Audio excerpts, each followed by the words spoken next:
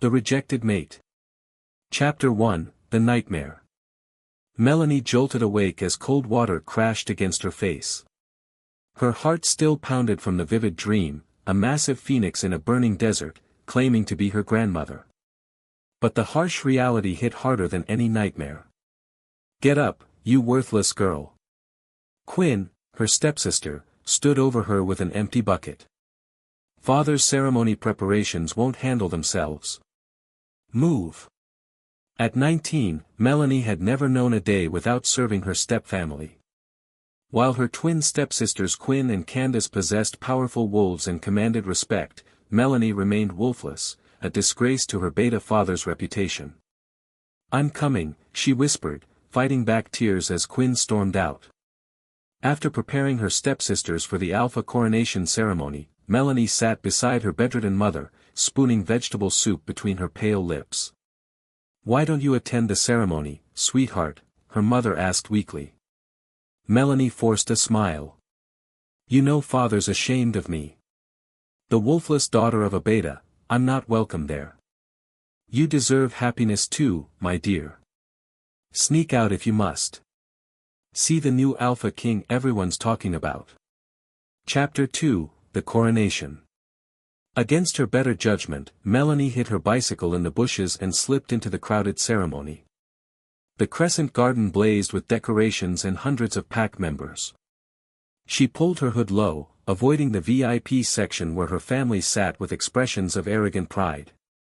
When Alpha Prince Riker stepped into the ceremonial ring, Melanie's breath caught. He was devastatingly handsome, dark hair flowing to his shoulders, fierce black eyes, and a jawline that could cut glass. His transformation under the blue moon was magnificent, his midnight black wolf commanded respect from every soul present.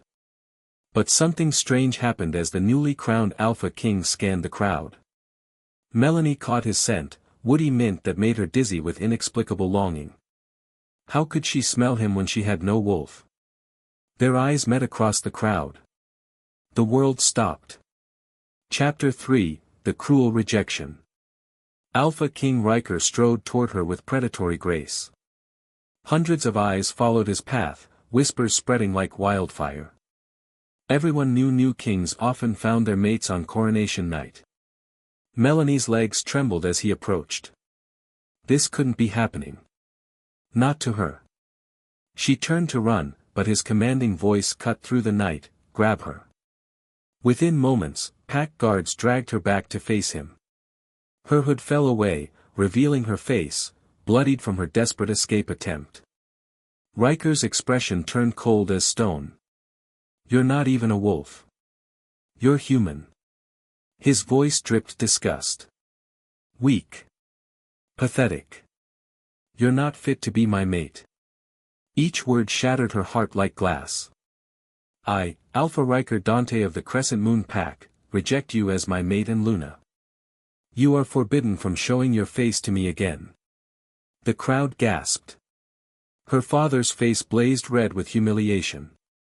Even her brother Jackson looked away in shame. Melanie's world crumbled. Everyone she'd ever known stood witness to her ultimate rejection.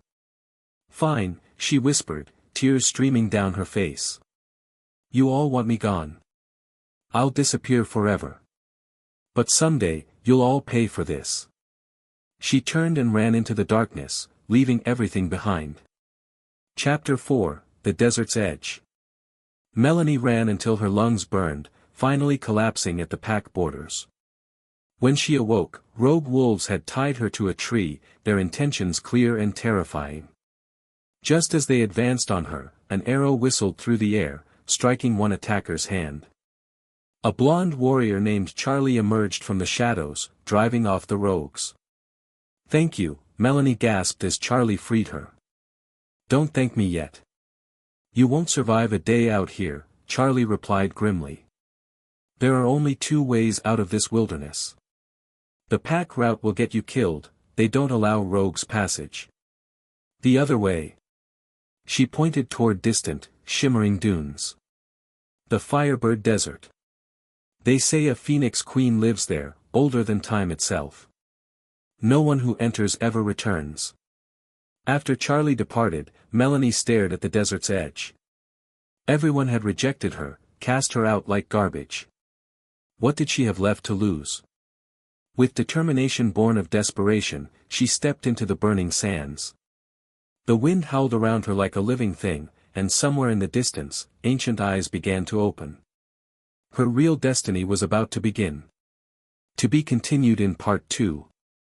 The Phoenix Awakening. Chapter 5, The Desert Queen. The Firebird Desert felt alive with ancient power. Sand whipped around Melanie like ghostly fingers as she stumbled deeper into the wasteland.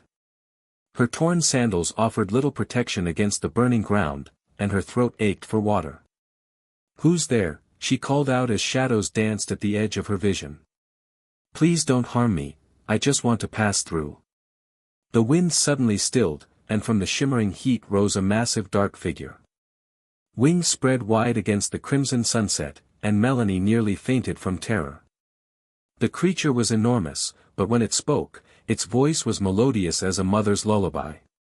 "How long I have waited for you to find me, child. Please don't eat me," Melanie begged, stumbling backward. "Eat you?" The creature's laughter echoed like silver bells.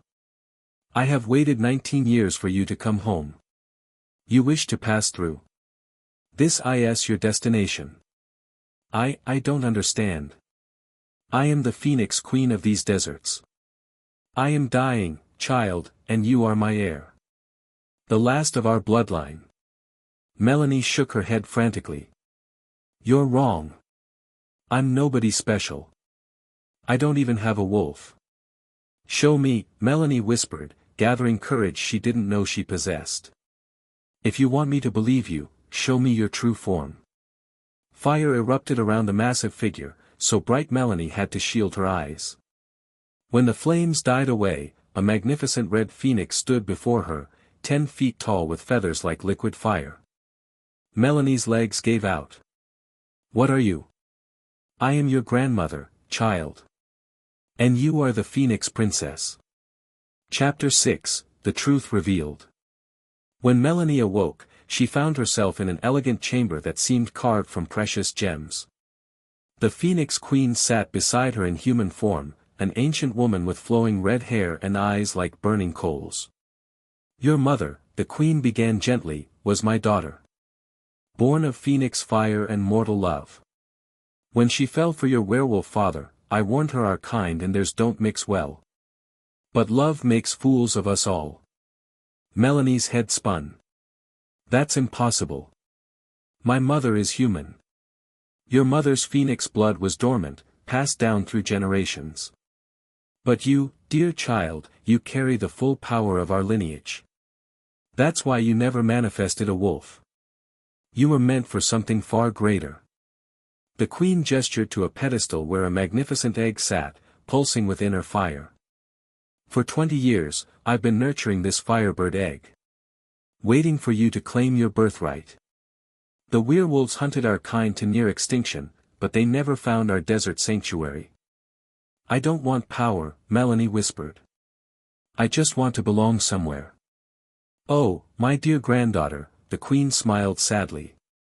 "You were never meant to belong with them. You were meant to rule." Chapter 7, The Awakening Begins. Over the following days, the Phoenix Queen began Melanie's training. She learned that Phoenix blood granted healing abilities, fire control, and most importantly, the power to be reborn from ashes.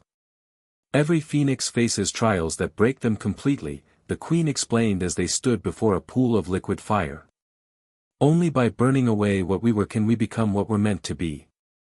The werewolf who rejected you did you a favor, child. Had you stayed, your powers would have remained dormant forever." Melanie felt heat building in her chest, not the burn of fever, but warmth like a second heartbeat. "I can feel it," she whispered in wonder. "Something awakening inside me." "Your firebird is ready to hatch," the Queen smiled. "Place your hands on the egg." The moment Melanie's fingers touched the warm shell, cracks appeared across its surface.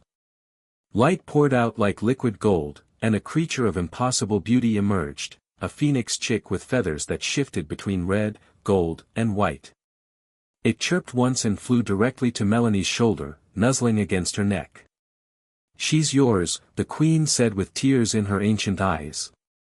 "As you are hers. What will you name her?" "Aurora," Melanie said without hesitation. "For the new dawn." Chapter 8, The Alpha's Regret.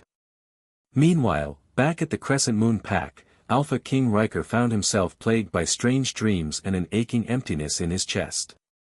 His wolf Zack had been restless for days. "You made a mistake," Zack growled in his mind. "She was our mate." "She was weak," Riker snapped back. "Human. Worthless." "Was she? Then why does her rejection hurt worse than silver claws?" Jackson noticed his friend's torment. "Still thinking about the girl?" "I don't think about weaklings," Riker lied, but his dreams told a different story. Every night, he saw red eyes and felt an inexplicable pull toward the desert borders. Something was stirring in the Firebird Desert. Ancient magic that had slept for centuries was awakening, and somehow, it was connected to the girl he'd so cruelly cast aside. In the depths of his soul, Riker felt the first stirring of regret. But was it already too late? To be continued in Part 3. Powers Unleashed. Chapter 9, Training of Fire. Weeks passed in the Phoenix Queen's sanctuary. Melanie discovered abilities she'd never dreamed possible. Her hands could conjure flames that healed instead of burned. Her body grew stronger, faster, more graceful. Most remarkably, her appearance began to change, her plain features sharpened into ethereal beauty, her eyes blazed with inner fire, and her hair took on auburn highlights that caught the light like spun gold. "The transformation has begun," the queen observed with satisfaction. "Your phoenix blood is awakening fully. Soon, you'll be ready for your first trial." Aurora, her firebird companion, had grown rapidly. Now the size of a hawk, she perched regally on Melanie's shoulder, her rainbow feathers shimmering with each movement. "What kind of trial?" Melanie asked, though part of her already knew. "Every phoenix must face their greatest fear and overcome it. Only through this trial can you access your full power." The queen's expression grew serious. "You must return to those who rejected you and face them as your true self." Melanie's stomach clenched. "I'm not ready." "You are more ready than you know, granddaughter. But first, there's something else you must learn." Chapter 10, The Phoenix Queen's Legacy. The queen led Melanie to a hidden chamber filled with ancient artifacts and scrolls. "Our people were not always desert dwellers. Once, we ruled alongside the werewolves as equals. But fear made them hunt us. They coveted our immortality, our healing powers." She showed Melanie a painting of a magnificent city where phoenixes and wolves lived in harmony. "Your grandfather was an alpha king who fell in love with me. Together, we built a golden age of peace. But after his death, his successor feared phoenix power would eclipse werewolf authority. The war that followed nearly destroyed both our peoples. I retreated here not in defeat, but to preserve our bloodline until the time was right for our return." Melanie traced the painting with her finger. "And you think that time is now?" "I know it is. The current Alpha King's rejection has set events in motion that cannot be stopped. His pack will face threats that only Phoenix Fire can overcome. They will need you, whether they realize it or not." Chapter 11, The Dying Queen. As Melanie's powers grew, the Phoenix Queen's strength began to fade. Her vibrant red hair turned silver, and her fiery eyes dimmed to warm embers. "My time grows short," she admitted one evening as they watched the sunset. "A Phoenix Queen cannot pass on until her successor is ready to take the throne." "Please don't leave me," Melanie whispered, tears streaming down her face. "I just found you. Death is not the end for our kind, child. We are creatures of rebirth. When my time comes, my essence will join the eternal flame that guards our people. I will always be with you." The queen pressed a magnificent crown into Melanie's hands, crafted from phoenix feathers that never stopped burning, yet never consumed themselves. This crown has been passed down through 50 generations of phoenix queens. It will know when you're ready to wear it. Chapter 12, The Rogue Attack. That very night, their peaceful sanctuary was shattered by howls and snarls. A massive pack of rogue wolves had discovered the desert's location, drawn by rumors of phoenix power they could steal. "Stay behind me," the queen commanded, but Melanie stepped forward instead. "No. This is my fight too." The rogues were unlike any wolves Melanie had seen, twisted by dark magic, their eyes glowing with unnatural hunger. Their leader, a massive black wolf with silver scars, shifted to human form. "Give us the phoenix fire, old woman, and we might let you die quickly." The queen's laughter was like breaking glass. "You think to threaten the last phoenix queen in her own domain?" But when she raised her hands to summon fire, nothing happened. Her power was too depleted. "Grandmother!" Melanie cried out as the rogue leader lunged forward. In that moment of crisis, something inside Melanie exploded into life. Phoenix fire erupted from her body, not the gentle healing flame she'd practiced with, but the devastating war fire of her ancestors. The attacking wolf was incinerated instantly. The other rogues howled in terror and fled into the night. "Magnificent," the queen whispered proudly. "You're ready, my dear. It's time." Chapter 13, The Crown of Fire. With her last strength, the Phoenix Queen performed the ancient coronation ritual. The crown of eternal flames settled on Melanie's head, and power beyond imagination flooded through her veins. "I crown you Melanie, Phoenix Queen of the Firebird Desert, guardian of the eternal flame, and rightful heir to the throne of all supernatural beings." The queen's form began to shimmer like a mirage. "Remember, granddaughter, true strength comes not from power over others, but from protecting those who cannot protect themselves. Even those who have wronged you. Will I see you again?" Melanie asked through her tears.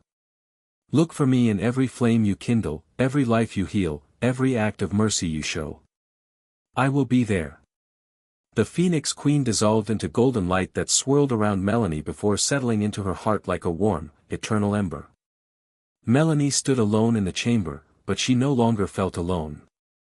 Aurora landed on her shoulder with a soft trill, and in the distance, she could feel her people's needs calling to her.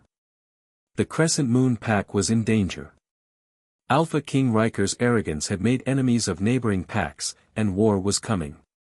They would need a miracle to survive. They would need a Phoenix Queen. To be continued in Part 4. The Alpha's Regret. Chapter 14, War Comes to Crescent Moon. 3 months after rejecting his mate, Alpha King Riker faced his greatest crisis. 5 neighboring packs had formed an alliance against him, claiming his rule was illegitimate without a proper Luna by his side. "You brought this on yourself," Jackson said grimly as they surveyed the battle plans. "The other alphas see weakness in a king who rejects his goddess-given mate." Riker's jaw clenched. She was human. Weak. "I made the right choice."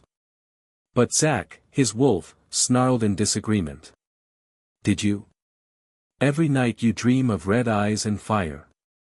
Every day you grow weaker without our mate bond." It was true. Since the rejection, Riker felt like half of himself was missing. He'd grown cold, distant, making harsh decisions that alienated allies and created enemies. "The Shadow Pack attacks at dawn," Jackson reported. "Along with the Silver Fang, Blood Moon, Iron Claw, and Storm Ridge packs. We're outnumbered 5-1. "Then we fight with the strength of 5, Riker replied, but doubt crept into his voice. Chapter 15, Melanie's Mother.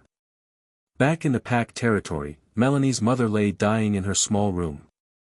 Quinn and Candace had forbidden anyone from caring for her, claiming resources shouldn't be wasted on the wolfless girl's useless mother. The healers whispered among themselves, the woman was asking for her daughter with her final breaths, but no one knew where Melanie had gone after the rejection ceremony. "She keeps calling for my phoenix," one healer reported to Beta Marcus, Melanie's father. Should we try to find her? Marcus's face hardened. My daughter is dead to me. She brought shame to our family name. Let the woman die in peace. But even as he spoke those cruel words, guilt gnawed at his heart. In his pursuit of status and power, had he forgotten what truly mattered? Chapter 16, The Phoenix Returns. As the Alliance armies surrounded Crescent Moon territory, a strange phenomenon occurred. Desert winds began blowing from the south, impossible at this latitude. The air shimmered with heat mirages, and some pack members reported seeing a great bird circling overhead. Riker stood on the pack house balcony, staring at the approaching forces. That's when he saw her. She descended from the sky like a goddess of fire, riding on wings of pure flame. Her phoenix, Aurora, had grown magnificent, wingspan 30 feet, feathers blazing with every color of fire. But it was the rider who stole Riker's breath away. Gone was the plain, frightened girl he'd rejected. In her place stood a woman of ethereal beauty, crowned with living flames, her eyes blazing like rubies, her skin glowing with inner light. When she landed in the pack square, every wolf present felt the overwhelming pressure of ancient power. I am Melanie, Phoenix Queen of the Firebird Desert, her voice carried to every corner of the territory. I have come to offer aid to the Crescent Moon Pack in their hour of need. Shocked whispers rippled through the crowd. This radiant goddess was the rejected mate. Riker's legs nearly gave out as recognition hit him. Zack was howling with joy in his mind, our mate. She came back. She's incredible. Chapter 17, The Offer. Melanie's gaze found Riker on the balcony, and for a moment, the world stopped again, just as it had the night of his coronation. But this time, she was the one with power. Alpha King Riker, she called out, her voice carrying no warmth. You face impossible odds. 5 packs unite against you, and your people will suffer for your prideful choices. She gestured to the approaching armies visible on the horizon. I offer you a bargain. Accept my aid in defending your pack, and I will ensure no innocent lives are lost in the coming battle. And in return? Riker's voice was hoarse with shock. Nothing. I ask for nothing in return. Melanie's eyes blazed brighter. I do this not for you, but for the innocent wolves who will die because of your mistakes. Children, elders, those who cannot fight, they don't deserve to pay for your arrogance. The crowd murmured in amazement. A Phoenix Queen offering aid with no conditions? It was unheard of. Beta Marcus pushed through the crowd, his face pale with recognition. Melanie. My daughter. She turned to him with cold dignity. I am no daughter of yours. You cast me out, remember? But I will still protect your pack, because that is what Phoenix Queens do. We protect those who cannot protect themselves. Chapter 18, The Battle Begins. As dawn broke, the Alliance armies attacked from all sides. Riker led his warriors with desperate courage, but they were hopelessly outnumbered. Just as the defensive lines began to break, fire erupted across the battlefield. Melanie soared overhead on Aurora, raining down precise strikes that disabled enemies without killing them. Her flames formed barriers that protected fleeing civilians and gave Crescent Moon warriors tactical advantages. But the true miracle was when she landed among the wounded. Phoenix fire flowed from her hands, healing injuries that should have been fatal, bringing dying wolves back from the brink. She's saving everyone, Jackson gasped as he watched her work. Even the enemy wounded. Riker fought his way toward her, desperate to speak, to explain, to apologize. But every time he drew near, she moved elsewhere, always focused on her mission of mercy. Chapter 19, The Ultimate Sacrifice. The battle raged for hours until Melanie faced the Alliance leader's secret weapon, a pack of rogue werewolves infused with dark magic, immune to normal Phoenix fire. They'd come specifically to kill her, knowing that without her intervention, Crescent Moon would fall. As the corrupted wolves surrounded her, Melanie realized there was only one way to save everyone. She would have to use the forbidden technique her grandmother had warned her about, the phoenix rebirth, which would consume her current form entirely to unleash devastating cleansing fire. "Aurora," she whispered to her companion.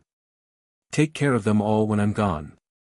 The great phoenix trilled sadly but nodded, understanding the sacrifice required. Melanie spread her arms wide and began to glow with blinding light.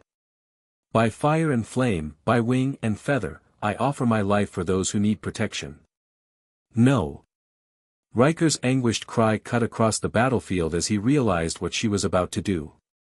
But it was too late. Melanie erupted into a pillar of pure phoenix fire that reached toward the heavens, consuming the dark magic wolves instantly and sending waves of cleansing power across the entire battlefield.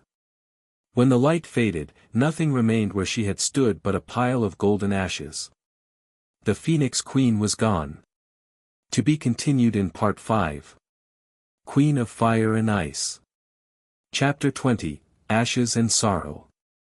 The battlefield fell silent as everyone stared at the pile of golden ashes where Melanie had made her ultimate sacrifice. Even the Alliance armies stopped fighting, awed by what they had witnessed. Riker dropped to his knees beside the ashes, his heart shattered completely. "What have I done?" he whispered, tears streaming down his face. "She died because of my mistakes. My mate, my beautiful, brave mate." Zack was howling with grief in his mind, a sound of such pure anguish that several nearby wolves began to whimper in sympathy. Aurora, the great phoenix, landed beside her fallen mistress and began to keen, a heartbreaking sound that echoed across the mountains. The proud bird's feathers dulled to gray, and she seemed to shrink with sorrow. "She saved us all," Jackson said quietly, placing a hand on his friend's shoulder. "She gave her life for people who had rejected her." The Alliance leaders, humbled by Melanie's sacrifice, called for a ceasefire. How could they continue their war after witnessing such selfless love? Chapter 21, The Vigil. For 3 days and 3 nights, the entire supernatural community maintained vigil around Melanie's ashes. Riker never left her side, speaking to her as if she could still hear him. "I was a fool," he confessed. "I was so afraid of appearing weak that I rejected the strongest person I'd ever met." "You weren't weak, I was. I was weak and scared and stupid." On the second day, Melanie's mother was brought to the site, carried on a stretcher because she was too ill to walk. When she saw the ashes, she smiled through her tears. "My Phoenix daughter," she whispered. "I always knew you were special. I'm so proud of who you became." "Mom," Beta Marcus knelt beside his dying wife, guilt crushing his chest. "I failed them both. I failed our daughter, and I failed you. There's still time to make things right," she replied gently. "Love doesn't die with the body, Marcus. It lives on in how we honor their memory." Chapter 22, The Rebirth. As dawn broke on the 4th day, something miraculous began to happen. The pile of golden ashes started to glow, pulsing like a heartbeat. Aurora lifted her head and trilled with sudden hope. "Step back," an ancient voice whispered on the wind, the Phoenix Queen's spirit, speaking through the flames. "Rebirth requires space to grow." The ashes swirled upward in a tight spiral, growing brighter and hotter until no one could look directly at them. Fire erupted skyward in a column of pure light, and from within that blazing pillar, a figure began to emerge. But this wasn't the same Melanie who had sacrificed herself. This was something beyond mortal understanding, a being of such perfect beauty and power that even the ancient spirits held their breath. She rose from the flames like a goddess reborn, her hair flowing like liquid fire, her skin glowing with inner light, her eyes blazing with the wisdom of ages. Wings of pure flame spread from her shoulders, and a crown of living fire adorned her head. When she spoke, her voice carried the power of thunderstorms and the gentleness of spring rain. "I am Melanie, Phoenix Queen Eternal, guardian of the sacred flame, protector of all who seek peace." Chapter 23, The Reckoning. The reborn Phoenix Queen looked upon the assembled crowd with eyes that had seen beyond the veil of death. Her gaze lingered on each person who had wronged her, her father, her stepsisters, and finally, Alpha King Riker. You all expected me to return for revenge, she said, her voice carrying to every ear present. You expected fire and fury, punishment for past cruelties. Quinn and Candace cowered before her radiant presence, while Beta Marcus fell to his knees in shame. But I did not sacrifice myself to return as your judge, Melanie continued.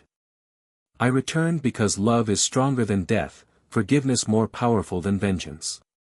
She knelt beside her dying mother and placed glowing hands on her frail form. Phoenix fire flowed gently into the woman, healing years of illness in moments. My daughter, her mother gasped, tears of joy streaming down suddenly healthy cheeks. You came back to me. I promised I would always protect those I love, Melanie smiled, helping her mother to her feet. Chapter 24, The Alpha's Choice. Finally, Melanie turned to face Riker. The Alpha King stood frozen, knowing that whatever she decided would determine not just his fate, but the fate of his entire pack. You rejected me, she said simply. Called me weak, pathetic, unworthy. You were willing to watch me die rather than accept the mate bond the goddess gave us. Riker's voice broke. I know. I was wrong about everything. I was so scared of appearing weak that I rejected the strongest person I'd ever met. I don't deserve your forgiveness, but... He dropped to one knee. I'm begging you to give me a chance to prove I've learned from my mistakes. You want a second chance? Melanie asked, her expression unreadable. More than anything in the world. She was quiet for a long moment, studying his face. Aurora landed on her shoulder and whispered something in her ear, the Phoenix language that only she could understand. Aurora reminds me that phoenixes are creatures of second chances, Melanie said at last.